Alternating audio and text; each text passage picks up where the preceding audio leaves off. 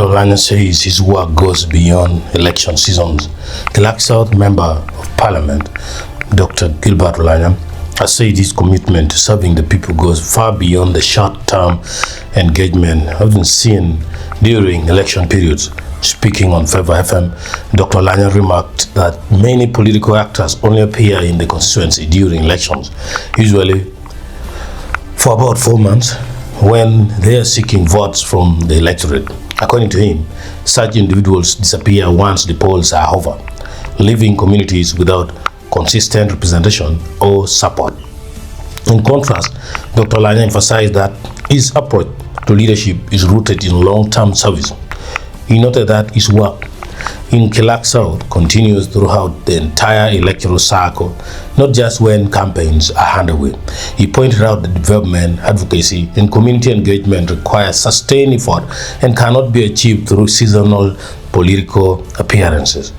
During the radio interview, the legislator spoke in a light-hearted tone, even laughing as he made the comparison, suggesting confidence in his record and experience. His remarks appeared to underline a broader criticism of what he described as opportunist politics, driven solely by the desire for votes.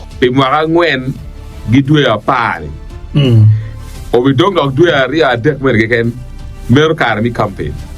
Si duari adek eroni lucu nak biar ni kau joko Olanya Gilbert. Kitij magang. Kitij magang. Olanya kau do kur ada. Exactly. Max William. Giko il tiji di mana?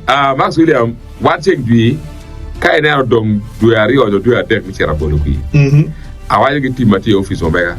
Ni ambulance ma wilo gini. Kau dong oluak kum gumaleng. O servicing mo be o parking gen no more. Bien ikar bi chu eroni.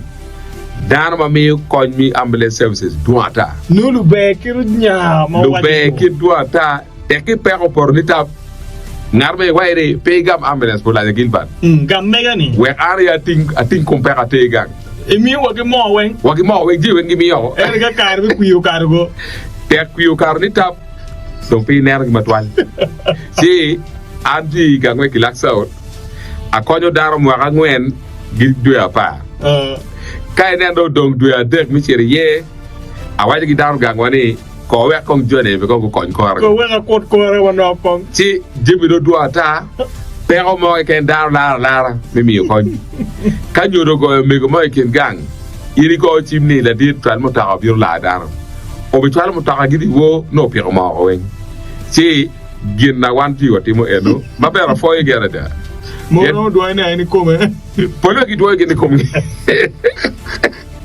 i do ni ko mi nyoro beri mi nyoro inde beada da ire we di lu wela yima kuja wela kan wela mo gi gango kuja ka moy kera mo la ya ere nyoro be o mera o we o dar gango gi riya da a mer wa chere dar ma riya lo ti gango ki Lak South miri mi ya we mi daru ngiyo dar wa ni iri bina ko we chawo en ma kuiti ni piere itika miero kui kao ne miero ko daro wo beru mo ngwen quid pro quo ngar mo pe ma konyi kari go ti be pi kamo ero ki ko ka due ka kui do dog due ari o due ade nen non gamo chimgi nen non nyuro chue chuni ka pe o ti megang liel donc gi mule charu gi eno gi be lo wen ti daro gamo gi riek o we awaje de daro gamo ti gi riek anyoli gi beru mor gi nene gi di mor gi neno ti mi mor da ci gi waje ne yen ba ti meri pete kan yawi wa miri mi ya we ga mi ko nye pere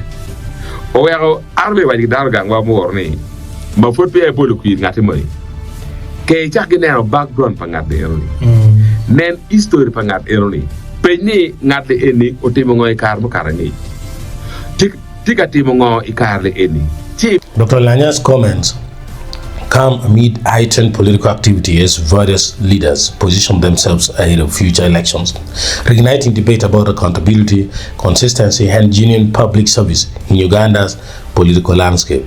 Olanya is a newly elected member of parliament.